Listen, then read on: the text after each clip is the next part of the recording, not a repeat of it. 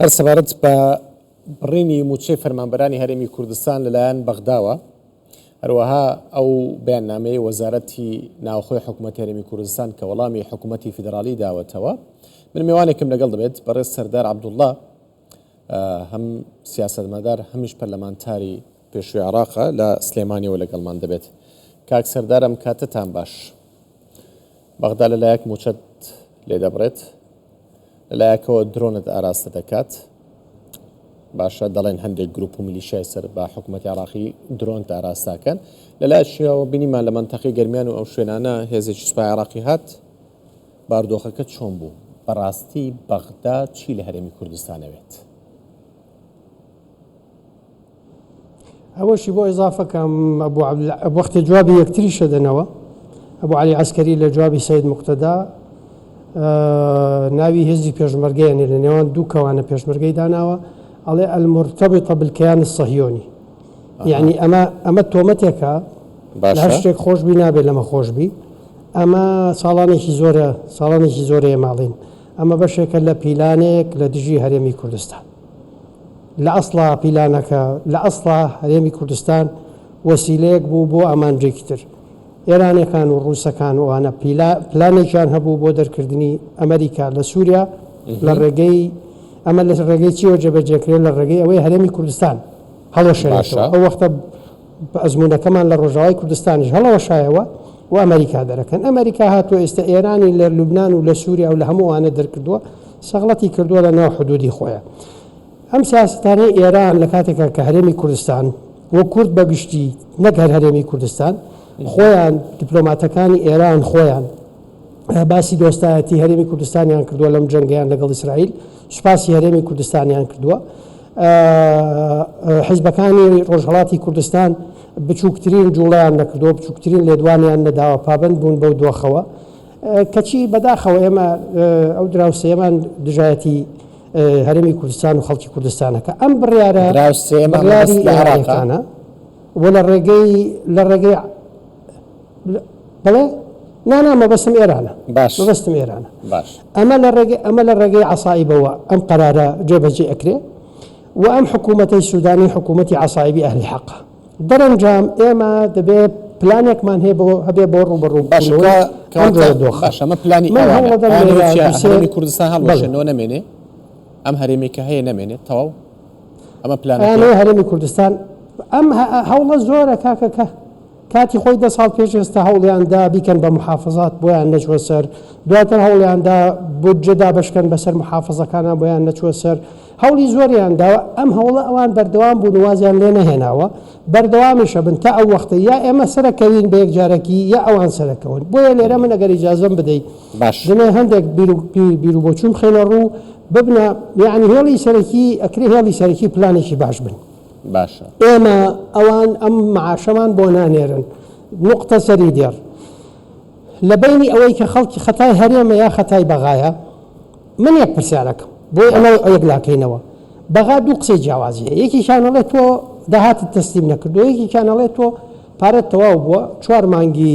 8 مانگی داهاتوو پارەت نەماوە، ڕەسیدت نییە بدەمێ. ئەم دوو قسەیە یەکێکیان ڕاستە یەکێکیان درۆیە، کەوابێت لە ئەسڵا مەوزوعەکە نە ئەمیانە نە ئەویانە ئەو پیلان جێڕی هەیە. ئەگەر مەوزوعەکە موچێ و خەتای هەرێمە ئەیخۆ ئەوەی قەرەتەپا و ئەو منتیقەیە ئەو بێرنەوتانە چی؟ ئەو دەستکاریکردنە کە خلافی دەستورە نەک خلافی یاسا، ئەی ئەوانە چی؟ ئەو هەموو هێرش و بوختانەیە خرێتە سەر هەرێمی کوردستان و ئێانەوە بیکەنە بەشێک لەم جەنگەی کە لە بینی خوان و ئیسرائیلە، هەموو ئەمانە چی؟ ئەمە پیلانێک هەیە، بۆ ئێمە دەبێت پلانمان هەبێ بۆ ڕوبەڕوونەوەی ئەم پلانە. من پێم وایە ئێمە ئەمەی خوارەوە بکەین. یەک حکوومەتی هەرێم بەپە لە هەوڵدا بە هەر نرخێک بووە، قەرزی کردووە، شتی تری کردووەتە ڕاهەنچی کردووە، موچەیەک بدا چووکە بەڕاستی وەزعی خەڵک زۆر خراپە، تەحمل ناکرێت. با موچەیەک بدەین. بەشی دووەمی دووسێ شت هەیە بیکەین. با 1,200,000 موچەخۆری هەرێمی کوردستان پێکەوە یەک مەزبەتە ئیمزاکەن بۆ سەرۆکی ئەمریکا، پێی بڵێن مادام ئەموالی عێراق لەژێر حیمایە ئەمریکایە، بەشی بودجەی هەرێمی کوردستان کە 12.67 ڕاستە و خۆ لە بانقەکەن لە نیویۆرک لە حسابی عێراقەوە تەحویل کە بۆ حسابی حکوومەتی هەرێمی کوردستان، ئەو وەختە ئێمە موچەمان دێ. ئەمە وردەکاری زۆرە، باشە ڕەنگە ئەم دیدارە دەرفەتی نەبێ ورد شەرحیکەین ئەمە قسە بەڵام پێتان ئەمریکا شەوە ڕێیتیاکردووە لە ڕووی قانون لە ڕووی سیاسی و ئەوانەشەوە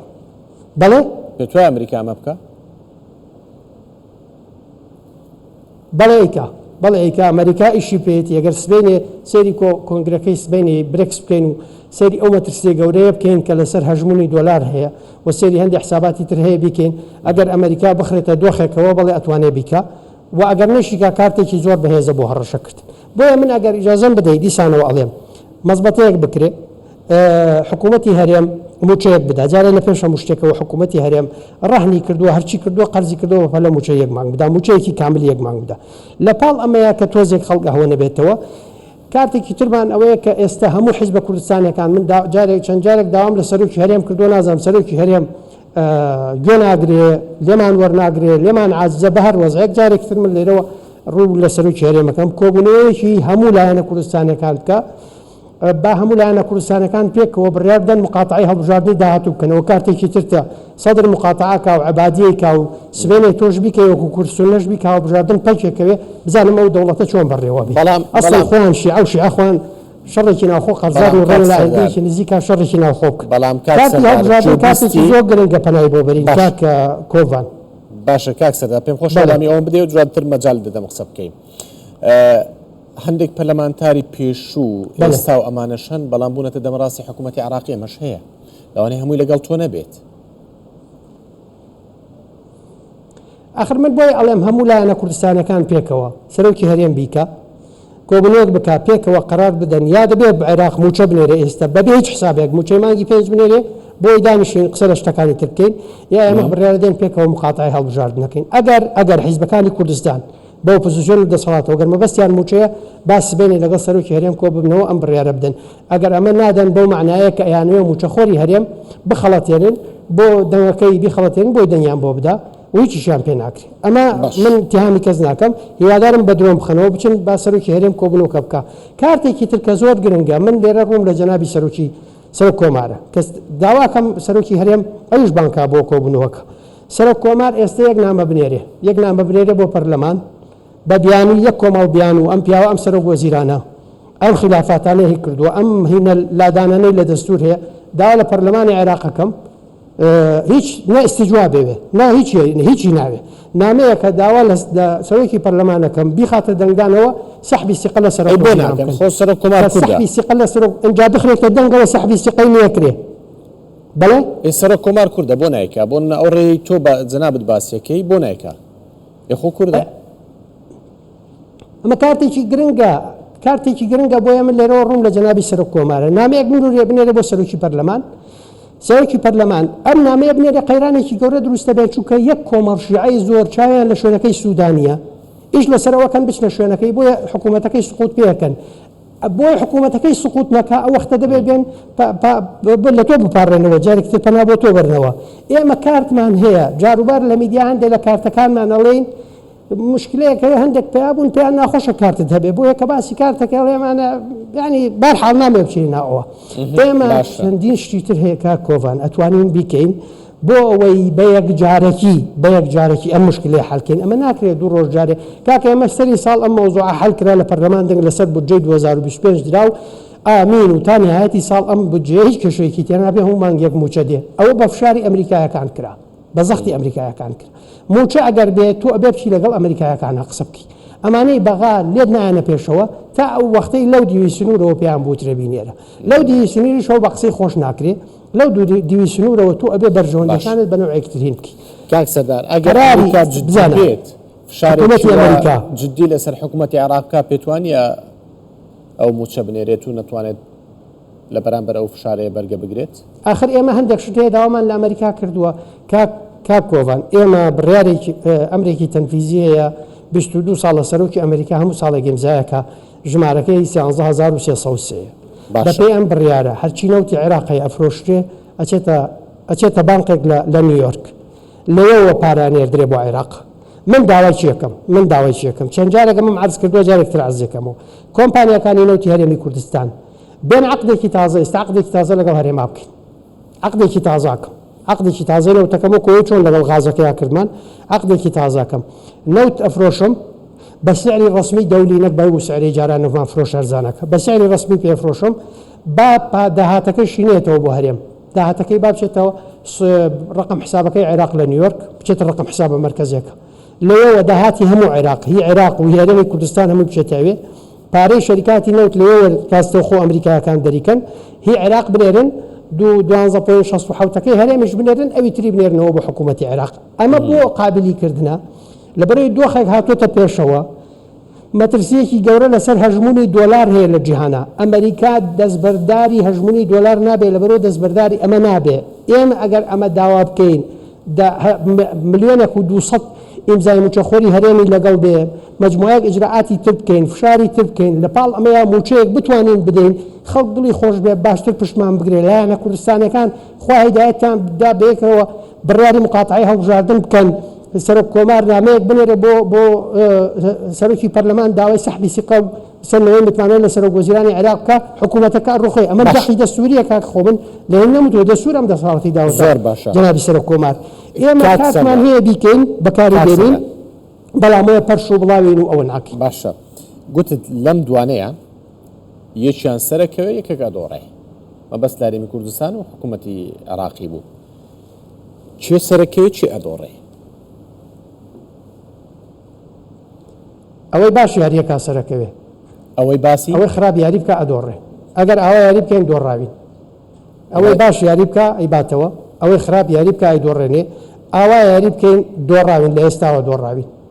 ئێستا ئاوا یاری بکەین وەکو ئێستا دۆڕاوین ئەگەر پلانێکی باشمان هەبێ بە هاوبەشی ڕوبەڕووی ئەم دۆخە ببینەوە پەلەش بکەن لە پێکهێنانی حکوومەتی هەرێمی کوردستان ئەیبینەوە کاک کۆڤان دەسەڵاتی هەرێمی کوردستان لە دەست من بێ ئەمانە کە مەزایی دوای چێکەم دوای ئەڵێم یەک دیناری داهاتی ناوخۆیت بۆ نانێرە بڕۆ لەکوێ هەڵە بەزیتەوە هەڵبەزەرەوە پێ بەڵێ ئەمە ممکنەیە یاننا کاکە تۆ هەوڵت داوە و نهاتۆتە دی مشکلەکە ئەوەیە کە ئێمە ئەم وردەکاریانە ورد سیر ناکەین سێری کۆنگرەی سبەینەی برێکس بکە وڵڵای ئەوە زانی چییە بەشێک لە چارەنووسی ململانەی جیهان تۆ لەنا ئەو ململانەیەیت دانیشتوین خەریکی شتی لابەلاین و هەندێک شتی یعنی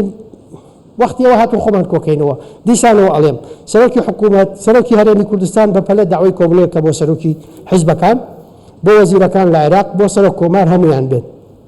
جەنابی سەرۆک کۆمار نامەیەک بنێرە بۆ سندەوەی متمانە لە سەرۆک وەزیران هەموو حیزبە کوردستانەکان پێکەوە بڕیار بدەن یا لەم هەفتەیە موچەی لانی کەم موچەی مانگێک دێ و دوای قسە و مفاوەزات و ڕێکەوتنەکەین یا ئەعلانێکەین وەکو سەدر و عەبادی ئەوانە ئێمە بایکۆتی هەڵبژاردننی عێراقەکەین و ئەو کارتانەی تریش کە باسمان کرد ئەکرێ بچین بۆ ئەمریکا وەفدێ بچێ بۆ ئەمریکا ئەوە بکە کاک کۆڤان ئەوەی کە ئەمریکا ڕاستەوە خۆ پارەکە پارەی بەش پشکی هەرێم لە پارەی داهاتی نەوتی عێراق لە بانقەکە لە نیویۆرکەوە بنێرێ بۆ کوردستان پێویستی نەبێت بە سەرۆک کۆمارە نەپێویستی بە ترامپە نەپێویستی بە وەزیری خارجیە ڕۆبیۆیە نەپێویستی بە وەزیری خەزانەیە وەزیری خەزانە دەتوانێت دەسەڵات داتە مۆزەفێکی خوار خۆی مۆزەفێک دەتوانێت ئەمە بکات بۆ ئاگاداری کاک سەردار لەسەر ئەبوو عەلی قسەیەکت کرد ها من ورد گراسی ئەمانەم کردووە زۆر ورد باشە وتارێک نووسیوە ئەوە لەسەر ئەبوو عەلی باسی ئەوەت کرد ها گوتت کە قسەیەکی و ئیسرائیل و ئەمانە خۆ لە ناوخۆش ئەمانە هەن گوتت نابێت لە ئەبوو عەلی خۆش بن ئەی لە ئەمانەی ناوخۆشی لێ بکەین بەداخەوە من نامەوێت باسی شەخصکەین بەڵام من دوێنێش لەگەڵ و برادرانی کۆمەڵ قسەم کرد و ڕێی وا بوو ئەوە کاک ئەحمەدی حاجی ڕەشید یعنی مەرج نییە ئەوە قسەی ئەوە بێ و حەقیش نییە قسەی وا بکات دەرەنجام خۆشی ڕوونکردنەوەی دا کە هی ئەو نییە و هەمووشیان سڕیەوە من بۆ خۆم هیوادارم ئەمە بێتە دەرسێک ئەگەر کاک ئەحمەد قسەکانی کردبێ خراپە ئەگەر نەیکرد بێ ببێتە دەرسێک بۆی لە بەو دوا هەمومان بزانانی قسە بۆ کێکەین چۆن قسەکان من خراپ بەکارەهێنرێ دوش من داواکەم لێرەوە داواکەم ئەو شکاتی لە کاک ئەحمەد کراوە کێ کردوێتی داواکەم بیکشێنێتەوە وەکو بادرەیەکی حسنیە بۆی هەمومان پێکەوە بتوانین هەمومان بەرامبەر یەک میهرەبان و نەرم بین باشە یعنی ڕق نەبین من داواکەم و شکاتەش بکشێتەوە و مامۆستا عەلی باپیریش داوای لێکەم مامۆستا عەلی باپیر ڕێز و حورمەتێکی زۆر گەورە هەیە پیاوێکی تێکۆشەری ئەم میلەتەیە داوای لێکەم یەکەم کەس بێ بەدەم بانگەوازەکەی سەرۆکی هەرێمەوە بچێ وەڵی جەنابی سەرۆکی هەرێمەم جارام کۆبوونەوەی نەکەی ئیتر کە هەر قسەیەکم کرد هیوادارم زۆر باش کاک سەردار ئەمە هەڵبژاردن لە هەڵبژاردن نزیکین ئەوەی دوای سوودانی ژدێ پێت وایە لە سوودانی باشتر بێ؟ پێم وایە لە سوودانی خراپترە بێ. کاک کۆڤان، ئێمە مشکلەکەوێت کە دانوستاند نەکەین، مجموعە کارتێکمان هەیە بەکاری نایەنین. ئەوان دێن ڕێکەوتنیشمان لەگەڵەکەن، دوای هەندێک کارتمان هەیە بەکاری بێنین. اینجا ئێمە بەکاری ناهێنین، بۆیە ئەوان کە حکوومەت پێک دێ خۆیان لە دزنەوە هیچ جێبەجێ ناکەن و ئەکەونە دژایەتی کردنیشمان. من کاتی خۆی بە نووسرا و ئەم پرۆژەیە بە ڕەحمەت بێ ساڵی 2014 داومەتە ڕەحمەتی کاک نەوشیروان. ساڵی 2022 نوسخەم داوەتە ئاستی هەرە باڵای پارتی و یەکێتی و جەنابی کاک عومەری سەیعەلی و مامۆستا سەلاحەدینیش کاتی خۆی پێم داون لە بەرەوەی ئەو وەختە ئەوان پەرلەمانتاریان هەبوو لە بەغا ئەو وەختە داومەتە هەمویان و باسی ئەوم کردو کارتەکانی ئێمە چیەکان دێ کارتی ئەوە نێ لەسەر میدیا و تەلەڤیزیۆن و ئانەش بوترێ. من گلەیم لەوان نییە چونکە ئەزانم ئەوان نیەتەکەیان و ئەجنداکەیان بەرامبەر بە ئێمە خراپە. ئەمە عیلاقەی بۆ نییە ئێمە ئیدارەمان لە هەرێم کەم و کوڕیتیایە مەشاکلی هەیە گەندەڵی هەیە هەموو ئەمانە لە لایەک ڕاستە، بەڵام دیوی حکایەتەکەش ببینین کە نیەتێکی خراپەکاری و دوژمنایەتی بەرامبەرمان هەیە، یانێ ئەم قوارەیە لە ناوبەرن، بۆیە هەمومانە بە یەک بگرینەوە لە بەرامبەر ئەم مەسئلەیە. لەم مەسئلەیە کە یەکمان گرتەوە سەر کەوتین کاکە شەڕی خۆمان ڕۆژێک و دوانوسیان نییە لەسەر ئەم وڵاتە هەر چاکەکەی جارەکەیت کە هەر لە کورسان 24 گوتت خەیاڵیان خاوە، ئێستاش دەڵێەوە خەیاڵیان خاوە؟ کاک کۆڤان ئەزانی هەندێک شتێ حکمی مێژووە بە درێژایی مێژووی ئەم میلەتە داگیرکەر و دیکتاتۆرە گەورەکانی مێژوو لە پێش لەدایکبوونی حەزرەتی مەسیحەوە تا ئێستا هەر جارێک هاتوون لە بەردەم ئیرادەی ئەم میلەتە و لە بەرامبەر ئازایەتی و وشیاری ئەم میلەتە شکستیان هێناوە. ئەم وردەواڵانە زائلن، بەڵام ئەوەی خۆمان ئێستا لەناو وەزعەکەیان بۆیە تۆزێک قورسە تێپەڕێنین و بەسەرکەوتویش، بەڵام هیوادارم ئێمە لە ئاست مەسئولیەتی ئەخلاقی و نیشتیمانی و نەتەوەیمان بین. دووبارە جارێکتر جەنابی سەرۆکی هەرێم تکا ئەم جارە تکار لە یەکەم کۆبوونەوەکە بکە، سەرۆکی جەنابی سەرۆک کۆماریش و سەرۆک محەممەدی حاجی محموود دەڵێ پێکەوە قەرار بدەن ئەو مجموعە ئجراعاتانەی باسمان کرد لەگەڵ مجموعەیەک ئجراعاتی ترا زۆر بەهێزمانەکە. کاک محەممەدی حاجی محموود دەڵێ لە 2014 هەرێمی کوردستان بەنسبەت عێراقەوە مردووە چونکە موچەی مردوو نانێردرێت.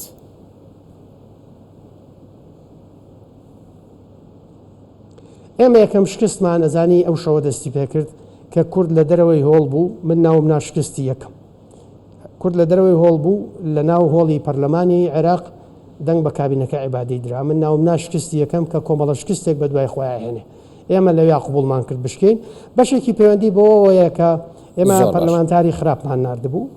و هەموو دەورەیەکیش وەکو هین ئەیان گۆڕین، وەکو تەلەبەیان گۆڕین لە 6 تەخەڕوجە کاچێتە زانکۆ 4 ساڵەکە دوای نێریتەوە بۆ ماڵ پەرلەمانتاری لێهاتووش کەمە نێری، بۆیە ئەو کۆبوونەوەیە سەرەتای شکستەکانمان لەو کۆبوونەوەی دەستی پێ کرد کە دەنگ درا بە عیبادی لەناو هۆڵی پەرلەمان لە کاتێکا کە کوتلە کوردستانەکان لە دەرەوە بوون و قیاداتی ئەحزابی کوردستانی لە گردی زەرگەتە لە کۆبوونەوەیە بوون. سپاس بۆ بەڕێز سەردار عەبدوڵڵا سیاسەتمەدار هەروەها پەرلەمانتاری پێشوەی عێراق کە لە سلێمانیەوە لەگەڵ مامووی زۆر سپاس.